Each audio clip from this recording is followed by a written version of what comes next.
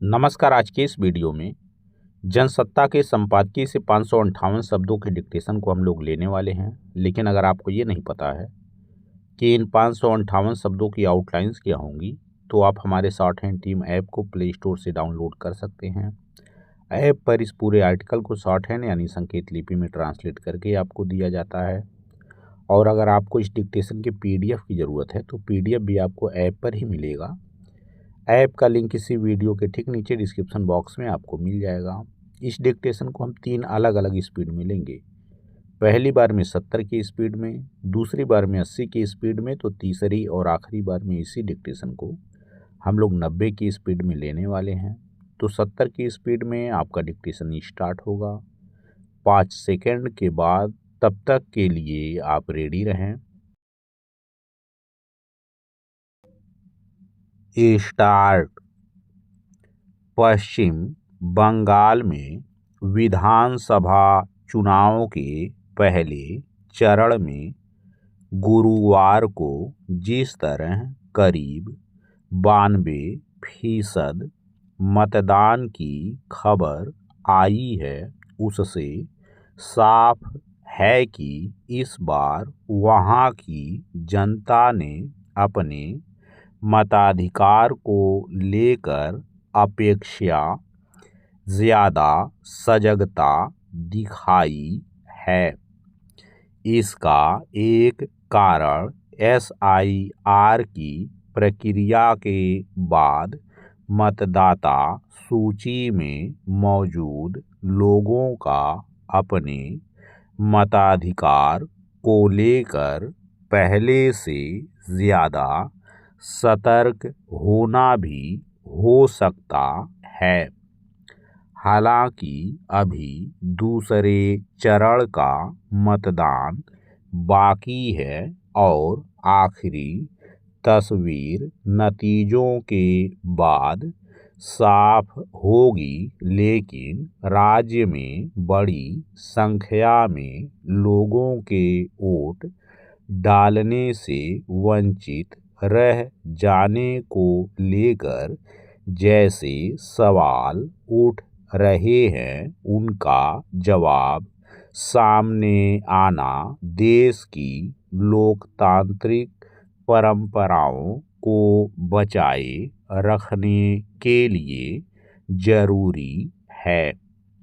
आखिर मतदाता सूची के विशेष गहन पुनरीक्षण यानी SIR की प्रक्रिया के बाद जितने लोगों को मतदान के लिए अपात्र मान लिया गया और जो अपीलीय प्राधिकरण के सामने गुहार लगाने के बावजूद वोट देने से वंचित रह गए, उनके नागरिक और संवैधानिक अधिकारों को अब किस कसौटी पर रखा जाएगा। पैरा। गौरतलब है कि पश्चिम बंगाल में SIR की प्रक्रिया के बाद अब तक करीब 27 लाख लोगों के नाम मतदाता सूची से हटाए गए हैं। हाल ही में सुप्रीम कोर्ट ने संविधान के अनुच्छेद 142 का इस्तेमाल करते हुए चुनाव आयोग को निर्देश दिया था कि जिन लोगों की अपील अपीलीय प्राधिकरणों में स्वीकार कर ली जाती है, उनके लिए पूरक संशोधित मतदाता सूची जारी की जाए ताकि अनुमति मिलने पर वे मतदान कर सकें। शीर्ष अदालत के निर्देश के बाद यह उम्मीद जगी थी कि जो लोग मतदाता सूची से बाहर हो गए थे, उनके सामने भी अब वोट डाल सकने का एक विकल्प होगा और इस तरह सूची से बाहर होने के बाद की जटिलताओं से उनके बच सकने की गुंजाइश तैयार होगी। मगर बुधवार को आई खबर के मुताबिक मतदाता सूची से बाहर किए गए 27 लाख लोगों के आवेदनों में से सिर्फ 650 पर विचार किया गया और महज 139 को वोट देने की इजाज़त मिली। अंदाज़ा लगाया जा सकता है कि सुप्रीम कोर्ट के निर्देश के मद्देनज़र प्राधिकरण में जिस तरह अपीलों की सुनवाई की व्यवस्था हुई, उसका उद्देश्य शायद सिर्फ औपचारिकता पूरा करना था। इस कवायद के बावजूद SIR की वजह से बड़ी संख्या में जो लोग मतदान करने से वंचित रह गए, उनके बारे में अब कानूनी स्थिति क्या होगी। फिर जिन लोगों को अभी मतदाता सूची में जगह मिलने के लिए अपात्र माना गया, बाद में किन्हीं कसौटी पर उन्हें सही बताया जाएगा, उनके मौजूदा चुनाव में मतदान न कर पाने के लिए क्या किसी की जवाबदेही तय की जाएगी। पैरा, इसमें कोई दो राय नहीं कि वास्तव में अपात्र लोगों को मतदाता सूची में जगह नहीं मिलनी चाहिए, मगर SIR के बाद भारी संख्या में लोगों के मताधिकार छीन जाने से यह सवाल उठा है कि क्या अब तक ये सभी लोग अवैध तरीके से वोट डालते और प्रतिनिधि चुनते रहे। यह बेवजह नहीं है कि विपक्षी दलों की ओर से निर्वाचन आयोग पर SIR की प्रक्रिया को लेकर गैर जरूरी हड़बड़ी दिखाने और नाहक ही लाखों लोगों को मताधिकार से वंचित करने के आरोप लगाए जा रहे हैं। यह समझना मुश्किल है कि चुनाव आयोग को ठीक उस वक्त SIR कराने की जरूरत क्यों महसूस हुई जब सिर पर चुनाव थे और मतदान के लिए अपात्र ठहराए गए लोगों को अपनी पात्रता साबित करने के लिए पर्याप्त वक्त नहीं मिला। स्टॉप। दोस्तों, इसी डिक्टेशन को दूसरी बार में हम लोग 80 की स्पीड में लेंगे और आपका समय स्टार्ट होगा 5 सेकंड के बाद। तब तक के लिए आप रेडी रहें।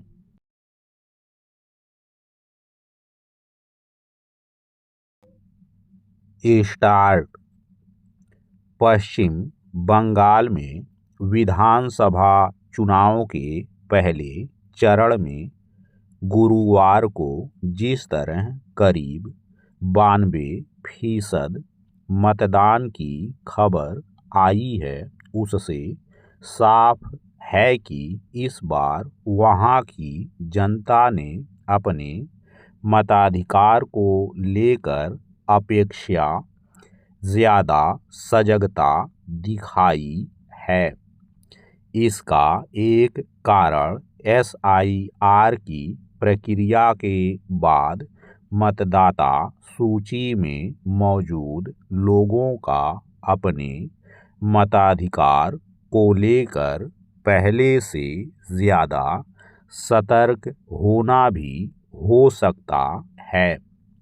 हालांकि अभी दूसरे चरण का मतदान बाकी है और आखिरी तस्वीर नतीजों के बाद साफ होगी, लेकिन राज्य में बड़ी संख्या में लोगों के वोट डालने से वंचित रह जाने को लेकर जैसे सवाल उठ रहे हैं, उनका जवाब सामने आना देश की लोकतांत्रिक परंपराओं को बचाए रखने के लिए जरूरी है। आखिर मतदाता सूची के विशेष गहन पुनरीक्षण यानी SIR की प्रक्रिया के बाद जितने लोगों को मतदान के लिए अपात्र मान लिया गया और जो अपीलीय प्राधिकरण के सामने गुहार लगाने के बावजूद वोट देने से वंचित रह गए, उनके नागरिक और संवैधानिक अधिकारों को अब किस कसौटी पर रखा जाएगा। पैरा गौरतलब है कि पश्चिम बंगाल में SIR की प्रक्रिया के बाद अब तक करीब 27 लाख लोगों के नाम मतदाता सूची से हटाए गए हैं। हाल ही में सुप्रीम कोर्ट ने संविधान के अनुच्छेद 142 का इस्तेमाल करते हुए चुनाव आयोग को निर्देश दिया था कि जिन लोगों की अपील अपीलीय प्राधिकरणों में स्वीकार कर ली जाती है, उनके लिए पूरक संशोधित मतदाता सूची जारी की जाए ताकि अनुमति मिलने पर वे मतदान कर सकें। शीर्ष अदालत के निर्देश के बाद यह उम्मीद जगी थी कि जो लोग मतदाता सूची से बाहर हो गए थे, उनके सामने भी अब वोट डाल सकने का एक विकल्प होगा और इस तरह सूची से बाहर होने के बाद की जटिलताओं से उनके बच सकने की गुंजाइश तैयार होगी। मगर बुधवार को आई खबर के मुताबिक मतदाता सूची से बाहर किए गए 27 लाख लोगों के आवेदनों में से सिर्फ 650 पर विचार किया गया और महज 139 को वोट देने की इजाज़त मिली। अंदाजा लगाया जा सकता है कि सुप्रीम कोर्ट के निर्देश के मद्देनज़र प्राधिकरण में जिस तरह अपीलों की सुनवाई की व्यवस्था हुई, उसका उद्देश्य शायद सिर्फ औपचारिकता पूरा करना था। इस कवायद के बावजूद SIR की वजह से बड़ी संख्या में जो लोग मतदान करने से वंचित रह गए, उनके बारे में अब कानूनी स्थिति क्या होगी। फिर जिन लोगों को अभी मतदाता सूची में जगह मिलने के लिए अपात्र माना गया। बाद में किन्हीं कसौटी पर उन्हें सही बताया जाएगा।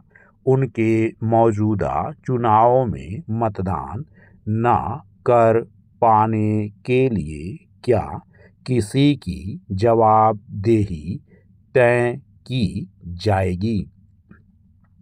पैरा, इसमें कोई दो राय नहीं कि वास्तव में अपात्र लोगों को मतदाता सूची में जगह नहीं मिलनी चाहिए, मगर SIR के बाद भारी संख्या में लोगों के मताधिकार छीन जाने से यह सवाल उठा है कि क्या अब तक ये सभी लोग अवैध तरीके से वोट डालते और प्रतिनिधि चुनते रहे।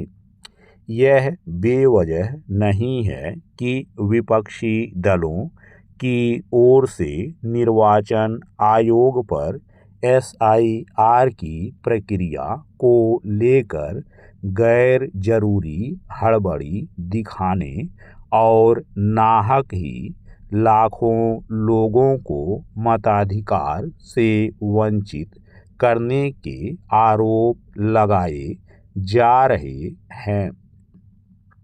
यह समझना मुश्किल है कि चुनाव आयोग को ठीक उस वक्त SIR कराने की जरूरत क्यों महसूस हुई जब सिर पर चुनाव थे और मतदान के लिए अपात्र ठहराए गए लोगों को अपनी पात्रता साबित करने के लिए पर्याप्त वक्त नहीं मिला। स्टॉप। दोस्तों, इसी डिक्टेशन को तीसरी और आखिरी बार में हम लोग 90 की स्पीड में लेंगे और आपका समय स्टार्ट होगा 5 सेकंड के बाद। तब तक के लिए आप रेडी रहें।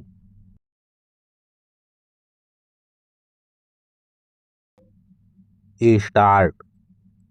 पश्चिम बंगाल में विधानसभा चुनाव के पहले चरण में गुरुवार को जिस तरह करीब 92% मतदान की खबर आई है, उससे साफ है कि इस बार वहां की जनता ने अपने मताधिकार को लेकर अपेक्षा ज़्यादा सजगता दिखाई है। इसका एक कारण SIR की प्रक्रिया के बाद मतदाता सूची में मौजूद लोगों का अपने मताधिकार को लेकर पहले से ज़्यादा सतर्क होना भी हो सकता है। हालांकि अभी दूसरे चरण का मतदान बाकी है और आखिरी तस्वीर नतीजों के बाद साफ होगी, लेकिन राज्य में बड़ी संख्या में लोगों के वोट डालने से वंचित रह जाने को लेकर जैसे सवाल उठ रहे हैं, उनका जवाब सामने आना देश की लोकतांत्रिक परंपराओं को बचाए रखने के लिए जरूरी है। आखिर मतदाता सूची के विशेष गहन पुनरीक्षण यानी SIR की प्रक्रिया के बाद जितने लोगों को मतदान के लिए अपात्र मान लिया गया और जो अपीलीय प्राधिकरण के सामने गुहार लगाने के बावजूद वोट देने से वंचित रह गए, उनके नागरिक और संवैधानिक अधिकारों को अब किस कसौटी पर रखा जाएगा? पैरा। गौरतलब है कि पश्चिम बंगाल में SIR की प्रक्रिया के बाद अब तक करीब 27 लाख लोगों के नाम मतदाता सूची से हटाए गए हैं। हाल ही में सुप्रीम कोर्ट ने संविधान के अनुच्छेद 142 का इस्तेमाल करते हुए चुनाव आयोग को निर्देश दिया था कि जिन लोगों की अपील अपीलीय प्राधिकरणों में स्वीकार कर ली जाती है उनके लिए पूरक संशोधित मतदाता सूची जारी की जाए ताकि अनुमति मिलने पर वे मतदान कर सकें। शीर्ष अदालत के निर्देश के बाद यह उम्मीद जगी थी कि जो लोग मतदाता सूची से बाहर हो गए थे उनके सामने भी अब वोट डाल सकने का एक विकल्प होगा और इस तरह सूची से बाहर होने के बाद की जटिलताओं से उनके बच सकने की गुंजाइश तैयार होगी। मगर बुधवार को आई खबर के मुताबिक मतदाता सूची से बाहर किए गए 27 लाख लोगों के आवेदनों में से सिर्फ 650 पर विचार किया गया और महज 139 को वोट देने की इजाज़त मिली। अंदाज़ा लगाया जा सकता है कि सुप्रीम कोर्ट के निर्देश के मद्देनज़र प्राधिकरण में जिस तरह अपीलों की सुनवाई की व्यवस्था हुई उसका उद्देश्य शायद सिर्फ औपचारिकता पूरा करना था। इस कवायद के बावजूद SIR की वजह से बड़ी संख्या में जो लोग मतदान करने से वंचित रह गए उनके बारे में अब कानूनी स्थिति क्या होगी। फिर जिन लोगों को अभी मतदाता सूची में जगह मिलने के लिए अपात्र माना गया बाद में किन्हीं कसौटी पर उन्हें सही बताया जाएगा उनके मौजूदा चुनाव में मतदान न कर पाने के लिए क्या किसी की जवाबदेही तय की जाएगी। पैरा इसमें कोई दो राय नहीं कि वास्तव में अपात्र लोगों को मतदाता सूची में जगह नहीं मिलनी चाहिए, मगर SIR के बाद भारी संख्या में लोगों के मताधिकार छीन जाने से यह सवाल उठा है कि क्या अब तक ये सभी लोग अवैध तरीके से वोट डालते और प्रतिनिधि चुनते रहे। यह बेवजह नहीं है कि विपक्षी दलों की ओर से निर्वाचन आयोग पर SIR की प्रक्रिया को लेकर गैर जरूरी हड़बड़ी दिखाने और नाहक ही लाखों लोगों को मताधिकार से वंचित करने के आरोप लगाए जा रहे हैं। यह समझना मुश्किल है कि चुनाव आयोग को ठीक उस वक्त SIR कराने की जरूरत क्यों महसूस हुई जब सिर पर चुनाव थे और मतदान के लिए अपात्र ठहराए गए लोगों को अपनी पात्रता साबित करने के लिए पर्याप्त वक्त नहीं मिला। स्टॉप।